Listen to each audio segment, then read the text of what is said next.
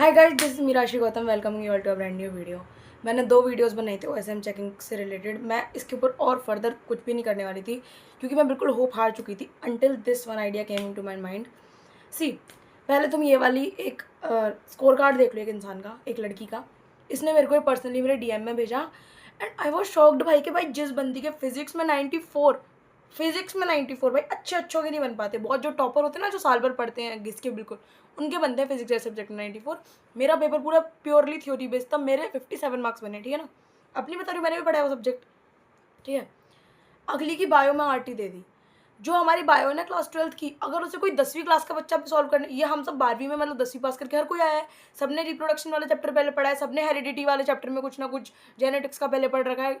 Normal test cross बनाना तो सबको आता है, मेंडल के कैरेक्टर्स तो सबको पता है। इकोलॉजी वाली यूनिट इतनी इतनी हल्की है, उसे 10वीं का बच्चा सॉल्व कर ले उसके बेसिक आंसर्स। इसको बायो में 16 नंबर दे दिए भाई। मेरे ख्याल से जितना मुझे याद है, मेरे पेपर में केस स्टडी में आए थे 8-9 एमसीक्यू और 16 एमसीक्यू वैसे आए थे, तो 24 नंबर के तो एमसीक्यू ही थे। तो क्या ये कुछ भी करके नहीं आई होगी पेपर में? और भाई जो बंदी केमिस्ट्री फिजिक्स में इतने अच्छे नंबर ला सकती है, आई कैन नॉट से कि भाई उसके बायो में आरटी आ सकती है। हो ही नहीं सकता। ये पीसीएम वालों की तरह मैथ्स तो है नहीं कि भाई फिजिक्स केमिस्ट्री में निकल के बायो में रह गए। हम बायो वाले बायो में निकल जाते हैं, हमारा दिक्कत आई है फिजिक्स केमिस्ट्री में, जो कि मेरे भी साथ आई है।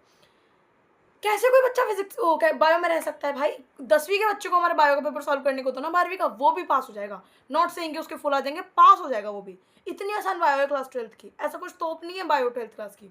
इसको फेल कर दिया। क्या करे अगली अगली की भाई? जहाँ तक है मेरे ख्याल से मैंने कैलकुलेट नहीं करी, 85 से ऊपर परसेंटेज बन रहे हैं बायो में आरटी। जो बंदी 85% ला रही है उसकी बायो में आरटी। Well done CBSE. तुम तो ऐसे कर रहे हो, तुमने डाइस फेंका, जो नंबर आ गया तुमने वो दे दिया भाई। मतलब इट फील्स कि सीबीएसई तुम्हारे संग रियल लाइफ लूडो खेल रही है कि तुम तो खेलते ही थे 10वीं तक, प्रोबेबिलिटी के क्वेश्चन में डाइस आता था, अब कि हम डाइस फेंक फेंक के नंबर देंगे। तुमको लग रहा है बिल्कुल भी पॉसिबिलिटी कि जो बंदी 94 फिजिक्स में ला रही है, 88 87 मैंने ढंग से देखे नहीं कितने उसके केमिस्ट्री में है, वो बायो में फेल हो गई? वेरी गुड भाई। Bio being the most scoring subject पूरी पीसीबी में, बच्चा कुछ नहीं पढ़ता ना, गवार से गवार बच्चा वो बायो पढ़ लेता है क्योंकि थ्योरिटिकल होती है बिल्कुल। मेरे भी नंबर पीसीबी में सबसे ज़्यादा बायो में है। जब मुझ जैसे बच्चे के 80 आ सकते हैं, तो जो लड़की 94 फिजिक्स में ला रही है उसका आईक्यू समझ रहे हो तुम कितना तगड़ा होगा? वो बायो में फेल हो गई, 16 नंबर। 1-2 नंबर से भी फेल नहीं हुई, सीधे 16 नंबर से फेल। क्या मतलब वो कुछ भी लिख के नहीं आई थी पेपर में? भाई हो ही नहीं सकता, मैं मान ही नहीं सकती। मैं सब मान सकती हूँ, बच्चे बच्चे अनपढ़ हैं इसलिए फिजिक्स में फेल हो रहे हैं, अनपढ़ है। मैं बायो वाले बच्चों को फेल मान ही नहीं सकती जो फिजिक्स केमिस्ट्री में पास हो रहे हैं। मैथ में चलता है, मैथ हार्ड सब्जेक्ट है, बायो बहुत हल्का सब्जेक्ट है कंपेयर टू फिजिक्स केमिस्ट्री। और जो उन्हें पास कर ले रहे हैं, सेम वही बात होगी कि बच्चे में जेई क्रैक हो गया, बोर्ड्स नहीं निकल रहे। क्या चल क्या रहा है हमारे देश में? दूसरी चीज़, अभी 18 तारीख को री इवेल्यूशन का पोर्टल खुल जाएगा। इन लोगों ने क्लियर बिल्कुल भी नहीं माने ये लोग के फ्री करेंगे नहीं करेंगे। कोई भी अपनी कॉपी री इवेल्यूशन के लिए मत दो, कोई दो ही मत। कितनी कितनी री इवेल्यूशन कराओगे? 5 सब्जेक्ट हैं, तुम्हें 3 में भी दिक्कत है, 700 की एक कॉपी चेक हो रही है, तुम 2100 पहले री इवेल्यूशन में दोगे। तुम्हें कोई क्वेश्चन, तुम्हें 4 क्वेश्चन खराब लगे, 3 सब्जेक्ट में 4 क्वेश्चन खराब लगे, 1200 रुपये फिर दोगे तुमने साल फीस भरी है, ठीक है। तुमने 1800-2000 रुपये उसके दिए हैं, क्या कहते हैं उसको, सीबीएसई के जो जाते हैं एनओसी साइन होते टाइम। पेपर करवाने के पैसे हमने दिए, चेकिंग के पैसे हमने दिए, अब री इवेल्यूशन के पैसे भी हम, स्कूल की फीस भी हम ही भरा है। तुम्हारा बड़ा बढ़िया हो गया भाई। भाई मुझे तो सीधे सीधे ऐसा लग रहा है कि इन लोगों ने बच्चों को फेल इसलिए करा ताकि बच्चे री इवेल्यूशन के लिए कॉपी दें, इनका पैसा बनेगा वहाँ से। सच्चा बुलशिट सिस्टम। और भाई जितने भी बड़े बड़े यूट्यूबर्स हैं, मुझे पता नहीं चल रहा वो क्यों इस बारे में बात नहीं कर रहे। भाई India is a democratic country, we all have freedom to speech. कोई तुम्हारा क्या उखाड़ देगा अगर तुम इस मुद्दे पे वीडियो बना दोगे तो? तुम्हारे सीबीएसई में जो रिजल्ट आने थे वो आ गए, वो अब तुम्हारे काट तो देगा नहीं नंबर, और ऑलरेडी बहुत काट चुका है, दिए ही नहीं है नंबर तो किसी ने।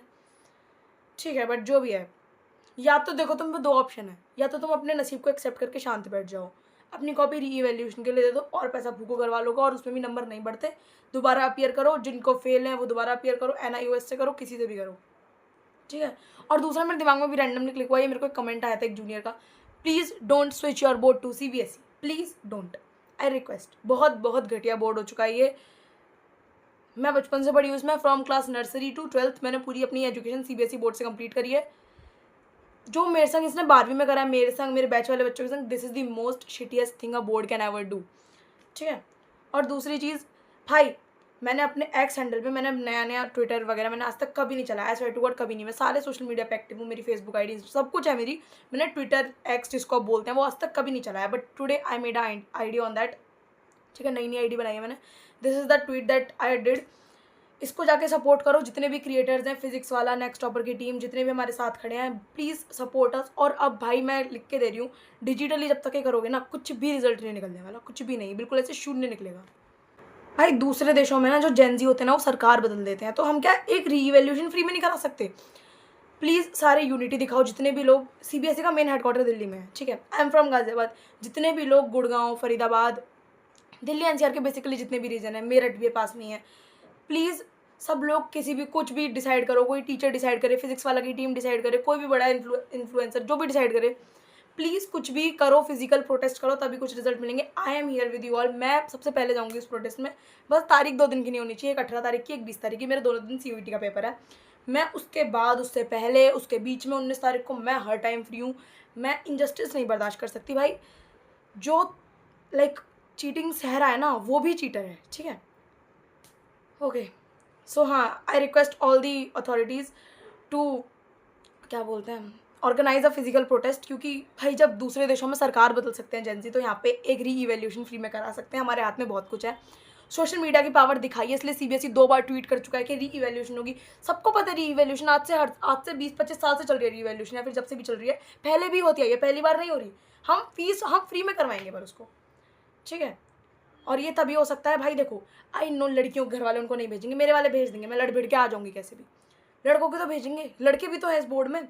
और जो जितनी भी लड़कियां, तो अपने घर वालों को साथ में लेके आ जाओ। जितने ज़्यादा लोग होंगे उतना प्रेशर बढ़ेगा सीबीएसई पे। तो I request all the authorities to organize a physical protest. Delhi NCR के किसी भी रीजन में कर लो, नोएडा में कर लो, कहीं भी कर लो। That's it, bye.